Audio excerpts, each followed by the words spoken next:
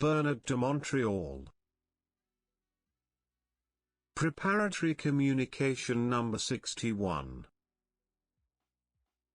The real man, unique being.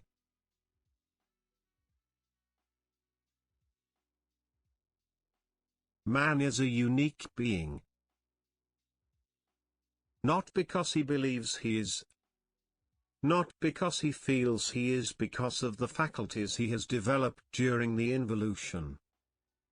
But because he must be realized in his light. Man is unique, although he does not yet realize it. That is, he is not yet conscious of the ether of the earth, nor of the ether of his own material body. Real man is such a unique being that he has no genetic link with the material being we see on the earth today.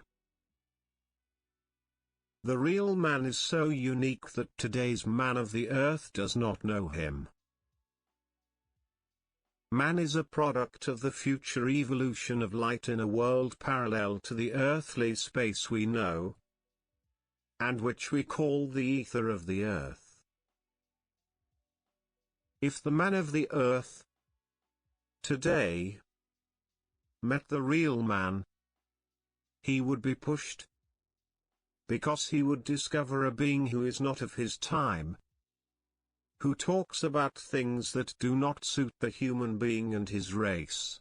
The real man is so unique that its composition is totally different from the being we know on earth today. For the universal energy flows within him and unifies all his life plans.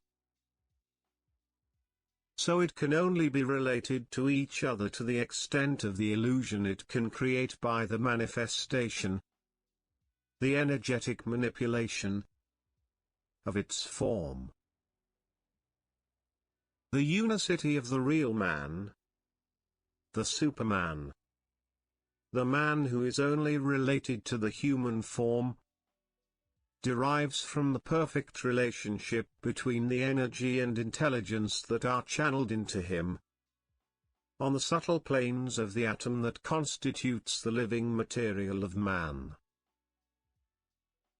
The atom, or atomic consciousness, being the living material of man, is the unique material that is found on all layers of his reality.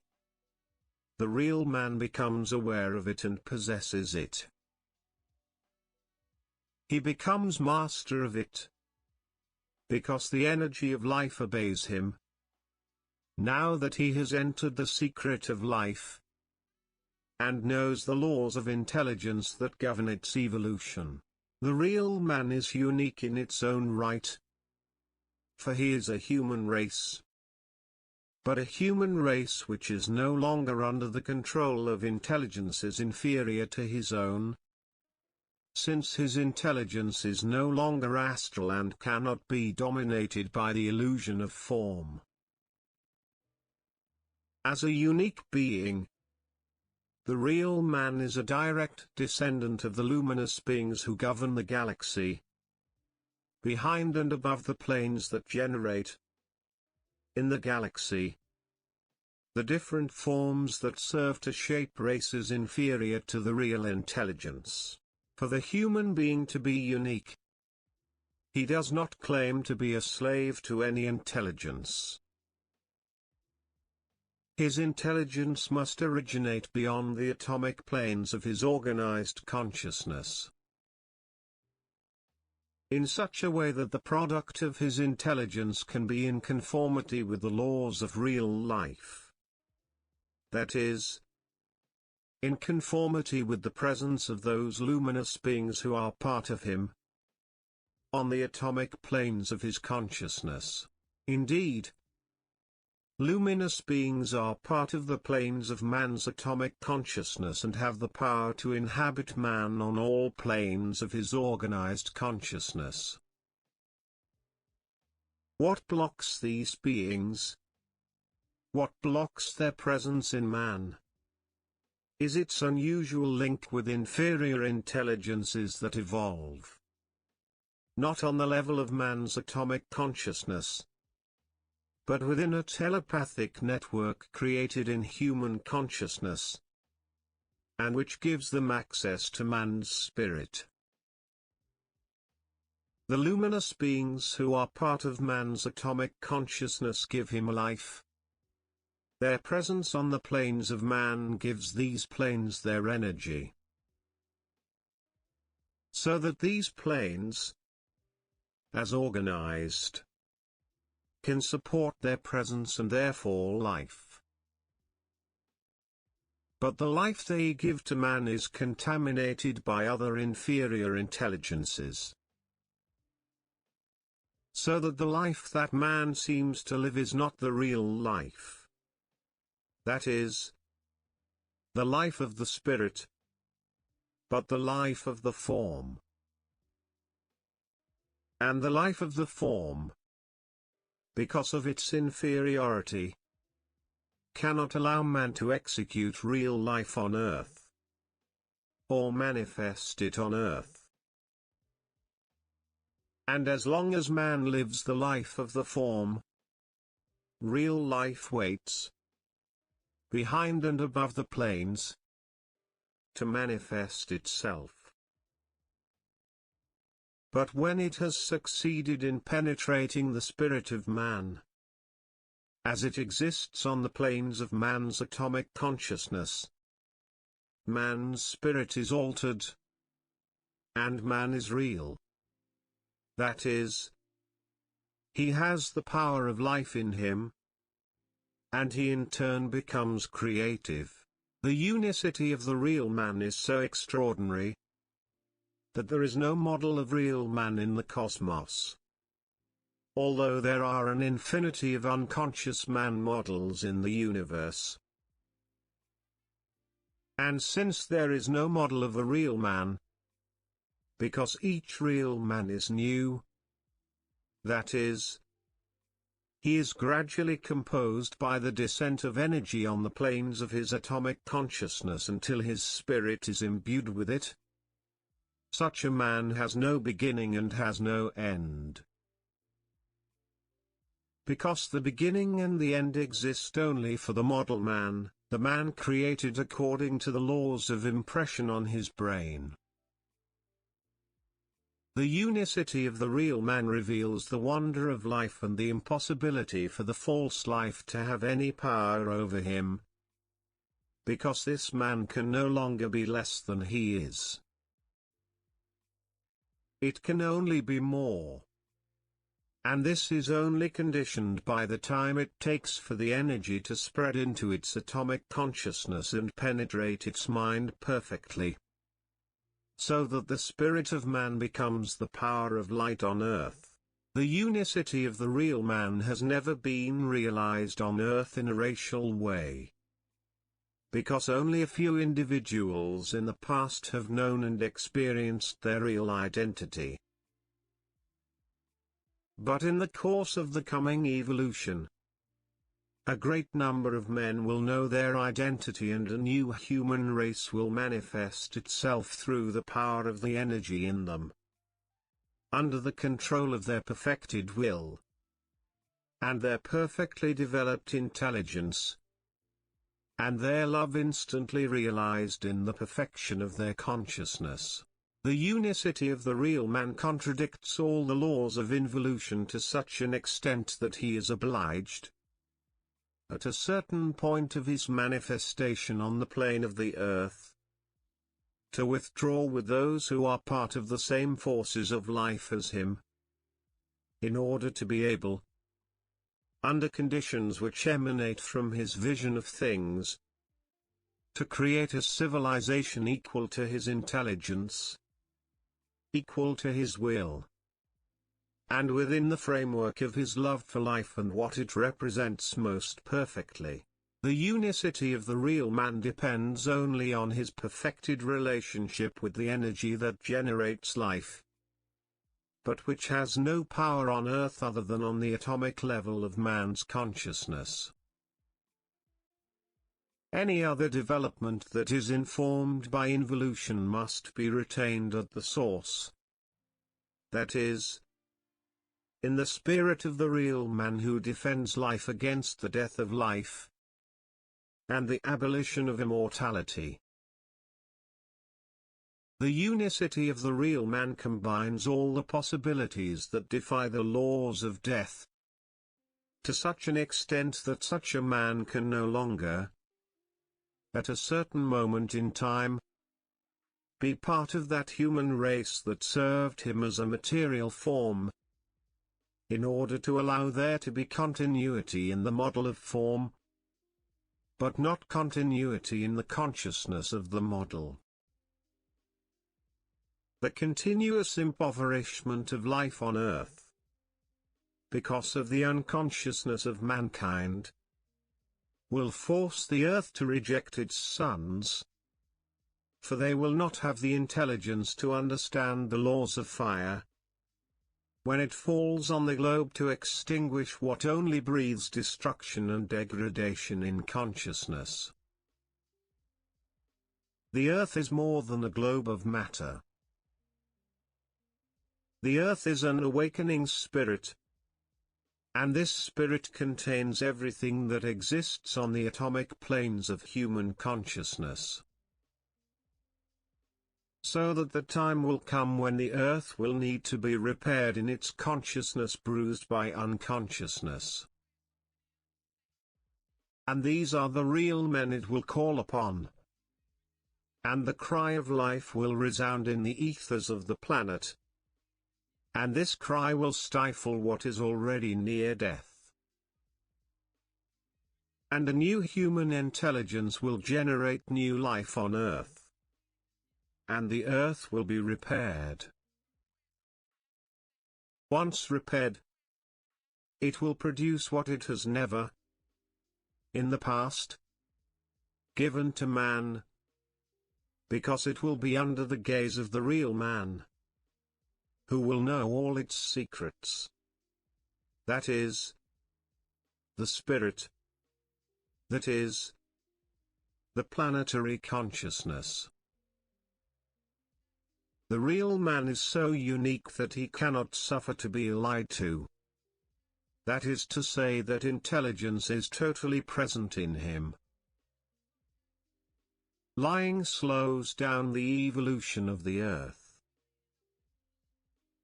This is why one of the first powers that real man will know will be that of not being subject to lies of any kind. For lies prevent communication, the flow of intelligence between men. And this rupture delays the descent of real life on earth and the application of this intelligence for the benefit of earth and man. The unicity of the real man thwarts all forms of previous lives, for the power of his consciousness is the only source of intelligence on the globe, which does not depend on the lower planes of intelligences that dominated the spirit of the ancient man. So that the real man cannot be lied to. Not that he is alone in his intelligence, but because he is alone with his intelligence. And this state is new for the earth and the human race of tomorrow. In the past, the blood of the earth was used to feed the worlds of death. Whereas tomorrow, the life of the earth will be the only energy that will be used by the real man. So that the worlds of death can no longer enslave man, and the latter will no longer be committed to returning to them. For the worlds of death feed only on the blood of the earth, and the blood of the earth is any action that is not the product of the energy of life on the planes of the atomic consciousness of man. Why is the earth so rich? Because it is nourished by energy on the planes of its atomic consciousness. Why is it getting poorer? Because other planes of consciousness have disorganized his intelligence. And when the intelligence of the earth is blurred, the human race must pay the price. Because the earth is the mother of the material form of man. But when the real man is on earth, and has another form more powerful than his material form, he will give back to the earth what it has lost. And the earth will be beautiful. The uniqueness of the real man depends not only on his real intelligence, but on his power over the life of the earth. Why this power on earth? For it was born of the intelligence that gave the earth its life. And when this ultimate intelligence vibrates in man, he is no longer a slave to his carnal form and the laws of matter on earth.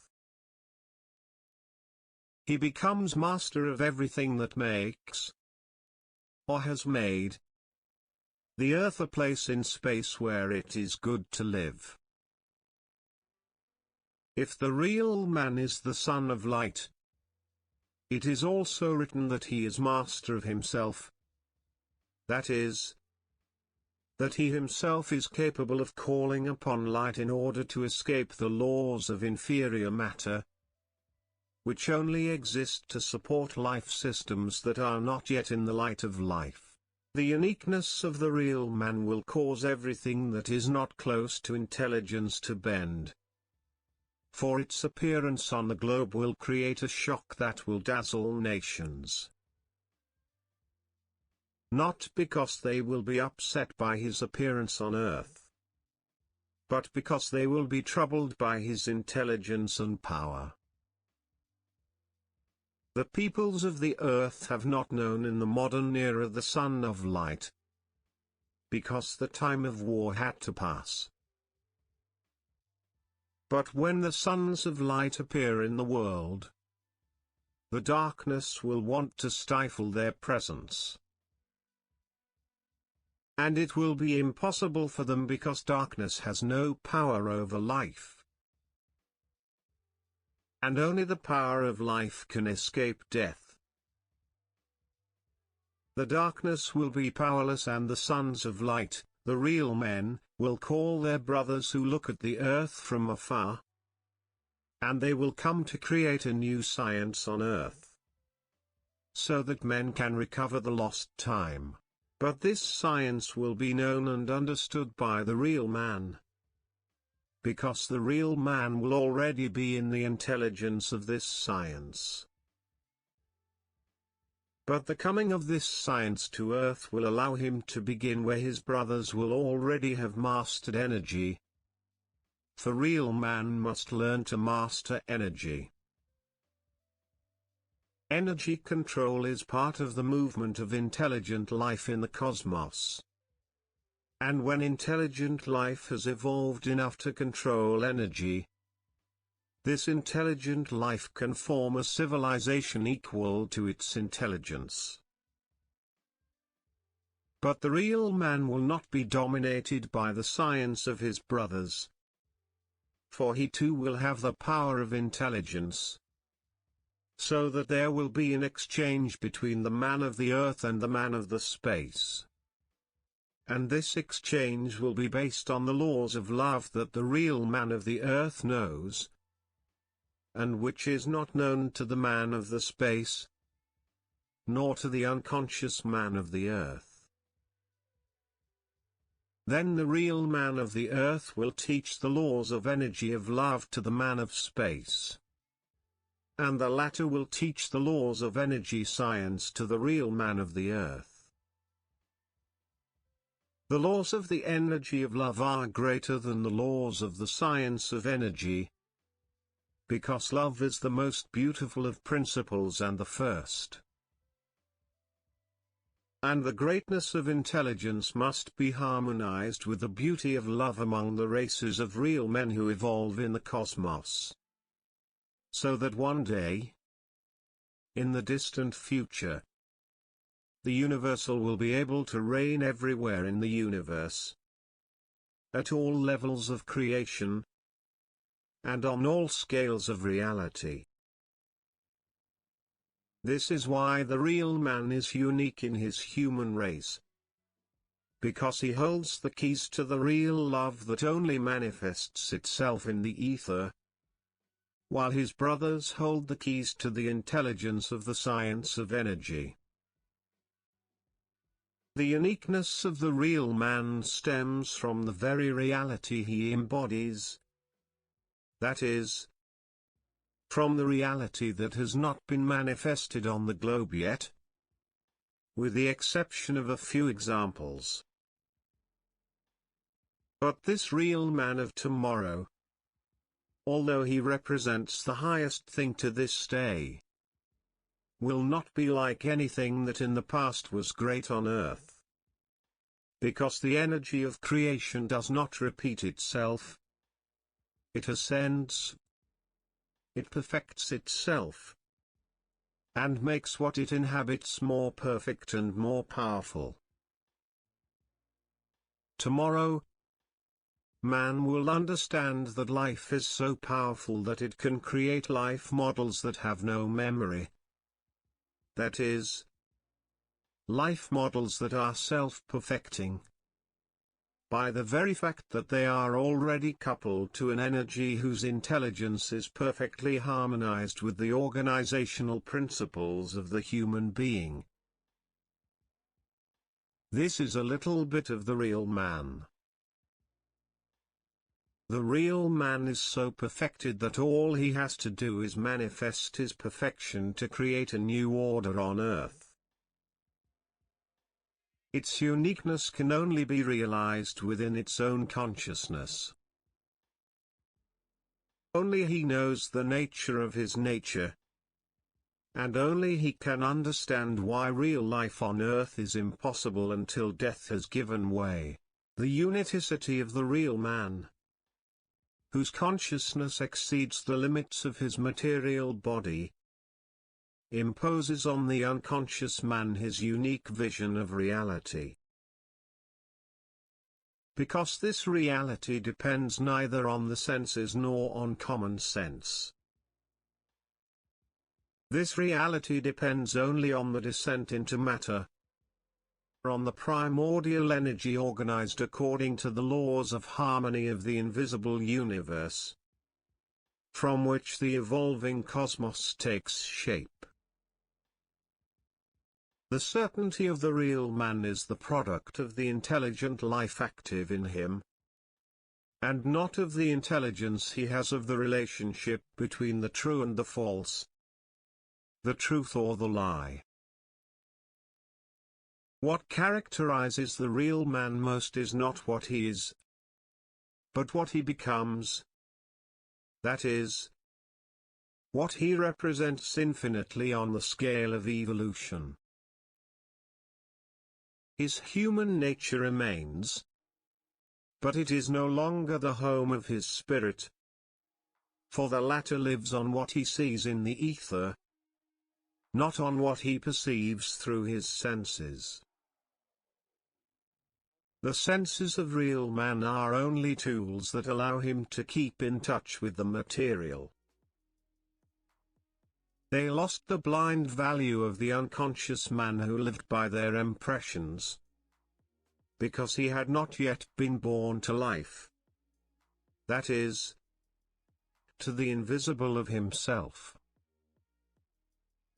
Real life is the entry of real man into the invisible. That is, into the manifestation of reality on the atomic plane of its material form. This life is so real that it is normal that it cannot be known, or recognized, or understood, even philosophically, by the unconscious man who uses the form of words to try to grasp the reality of life. This is why the real man can only be real for himself, only in himself, and only in relation to those who are in the same reality. The uniqueness of the real man is due to the fact that he has no memory of his planetary past. so that its presence on the globe instantly intervenes in the evolutionary consciousness of the planet. While peoples cannot absorb a human reality that they cannot incorporate into their psychological and planetary reality. So that real man, by instantly intervening in the consciousness of peoples, can begin to make them evolve, in order to create a more evolved incarnation support for the future of the sixth race. The real man, or the Superman, can only intervene in the course of evolution when he has perfectly integrated his human consciousness with his universal consciousness. Then, it is possible for him to understand all aspects of the evolution of humanity, and to work with the brothers to build a bridge between the Earth and the galaxy, to allow man to travel in space and discover ever more distant borders, but also ever closer as he himself recognizes his link with the invisible. And as from this link, he can realize his own invisibility, as well as that of those who have long watched over man's evolution. The real man must protect the unconscious man from abuses of power against him, which will be perpetrated by beings who have no affinity with man, because they are not concerned about the place of man in the order of things, but simply about their interests. These beings must be revealed, unmasked, and only the real man can do so, for he alone is above the lie and the law of return.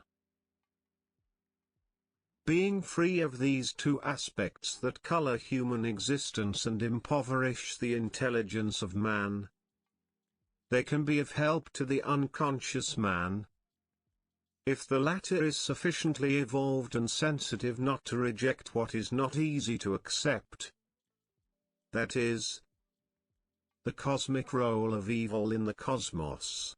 Man is far from understanding the role and function of evil in the cosmos, and the role he sees in the simple and human plane of his morality is poor. If he is projected onto the vast picture of infinity and its greatness, the unconscious man is still partially animal. So many warnings are necessary for him to realize the human condition and the power of the lower spheres over the conduct of planetary affairs. Man has the impression that he understands many things, and this impression serves as a measure to remain in ignorance of reality. The real is not supra, as we imagine it. The so-called supra-quality of reality simply reflects the imperfection of intelligence in man. If man were real in his intelligence, in his experience, the supra would not exist for him, and he could taste it without feeling burdened by his presence, his omnipresence, on the planes of his atomic consciousness. Real man generates an energy that spreads throughout the world through different channels. But the law of reality is always the same. We cannot project it or understand it philosophically. Even on the level of experience, reality is philosophically irreducible. And that is why its collusion with the material plane will open the doors of peace and prosperity and abundance for centuries to come. Man is only real to the extent that reality falls upon him, penetrates him. Then, it adjusts to shocks and becomes more and more capable of exchanging between the material and the subtle. in order to allow the material to benefit from the conditions that emerge from a great creative capacity found in those who sow the right seed.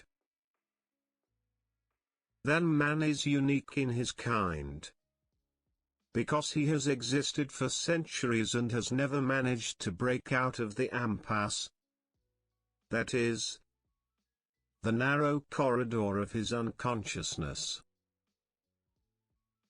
This was because the time had not come for him, because his mental center was not sufficiently developed. Now that the mental center of man is sufficiently developed, ready, he can absorb a new energy that will bind him to reality, freeing him, once and for all, from the power of his senses over his intelligence. The intelligence of the real man will not be affected by his senses. That is, it will be linked to his etheric consciousness and not to his material consciousness. And the etheric consciousness of intelligence is a perfect consciousness, because the astral veil is no longer there. The real man does not need the psychological support of the form to give his intelligence its strength. That is why it is creative power. Thus the real man is unique because he does not belong to the memory of humanity. So that he can, without memory, create according to the laws of intelligence in him. His support is himself. His intelligence is himself. His energy is the descent of intelligence into him. He is unique, because never from the beginning has man been his only master on board. Man has never been able to see what he will see. We showed him what we wanted him to see. Even death has become for him a real fact of life, when in fact it is only an event over which he has no control, because he is not in the pure intelligence of his vital energy at all levels of his multidimensional reality. As man in the past trafficked without his knowledge, despite himself, with forces that molded him, that made him progress or delayed him, he can never take control of his experience, and by the same token stop living experientially. These times will be over, because man will know something other than impression. He will know the energy as it is. That is, he will recognize these different functions and facets, so that his real life will be constantly creative, because he will be able to constantly adjust this energy to his needs, because he will be beyond the veil of the ego, which in the past prevented him from understanding the laws of energy to submit to the laws of form. The real man is unique, because he is no longer a pawn of the astral hierarchy. He is a time traveler of the spirit, the ether. This freedom opens to him the doors of eternity. That is, of this vast domain where the spirit is free as it was created. That is, as it was from the beginning of its advent in the universe of light, before the form took over him, the control, because he did not have enough experience to extricate himself from it. The age of real intelligence will mark the beginning of postmodern times, when real man will drown the forces that will serve to free him from the heavy burden of mechanical work. so that he can use the infinite reservoir of energy from which the whole universe draws its substance. And he will have the true means to keep himself away from the traps that the forces of astral intelligence draw from his energies, in order to build their own fallen or highly spiritual world according to the stage of their evolution. As much as the unconscious man has unconsciously participated in the maintenance of the astral plane, so much the real man, the Superman, will only intervene on this plane to prevent humanity from going back and declining in its evolution. The fusion between mortal and intelligent forces will be the eternal security of humanity against any return to the age of fallen intelligence. The real man will be the keystone of the new evolution, and those who have realized the presence of creative energy in them can never return to the past.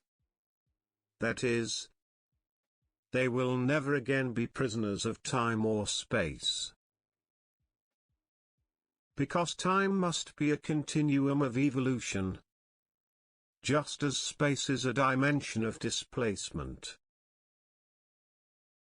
The two aspects of universal reality, time and space, perfectly integrated into the higher human consciousness, will allow man to untie what was bound in the past. That is, the dead can be freed from their temporal prison and sent to incarnation on more evolved planets. They will learn the universal laws, and will be able to return to Earth later, if they want to replenish the ranks of a humanity that will have progressed, and that can no longer be delayed in its evolution by beings too inferior in experience and memory to bring it light. Intelligence. The unicity of the real man is not to be confused with the particular character of the unconscious man. Real man does not depend on the material earth. It draws its resources from the energies of nature on the subplanes of matter, and from these energies it builds what it needs to evolve. Its relationship with the material earth is a relationship of life and not a relationship of survival. He loves the material earth and preserves it, for the spirit of the earth is that of the force that sustains all that must serve the material body, until it can be freed from material needs. Thus the uniqueness of the real man, the Superman, the man who is no longer affected by the planetary conditions of the ancient race, is only suitable for those who are in the energy of this intelligence. For those who understand this reality and who, because of their efforts, because of their evolution, because of their incessant progression, must come one day to recognize that they are not of the race that has, in the past, denies reality because of its ignorance, but are rather of a race that comes from elsewhere and that replenishes the currents of life of humanity, in order to allow that on Earth, that on the Earth globe, a government of life settles for the first time, powerful enough, perfect enough, so that the progressive evolution of humanity continues, and that after a certain number of centuries, man can pass to the last stage of the Earth's evolution, the Spirit Man internship.